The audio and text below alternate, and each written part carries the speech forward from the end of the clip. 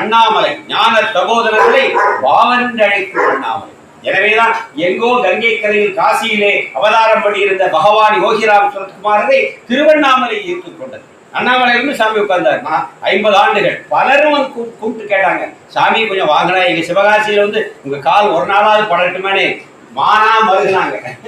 அவர் சொன்னார், you call this mountain, if this mountain moves this beggar will also come. இந்த அண்ணாமலையை அழை, இந்த அண்ணாமலை அசைந்தால் இந்த பிச்சைக்காரன் கூடையே வருவான் சொல்லி தன்னை அண்ணாமலையோடு ஐக்கியப்படுத்தி கொண்டவர் பகவான் யோகிராம் சுரத்குமார். 50 ஆண்டுகளாக திருவண்ணாமலையை விட்டு நகரத்தில் அவர் தன் அண்ணாமலையோடு இருந்தார். ஒரு சம்பவம் சொல்றேன். ஒருமுறை ஒருத்தர் கைலாஷ் தான் பார்த்து சாமிட்டு வந்து பெருமையா சொன்னார். 70-80ல கைலாஷ் போயிட்டு இன்னைக்கு கொஞ்சம் சாதாரணமாகி விட்டது. அன்றைக்கு அது ஒரு பெரிய கடினமான யாத்திரை. ஒரு கைலாயம் சென்று ஐயா சுவாமி நான் கைலாஷம் போயிட்டு வந்துட்டேன். What is the significance of Kailash கேட்டார். கைலையுடைய முக்கியத்துவம் என்ன? அவர் சொன்னாரு, lord Shiva is abode is Kailash சொன்னார்.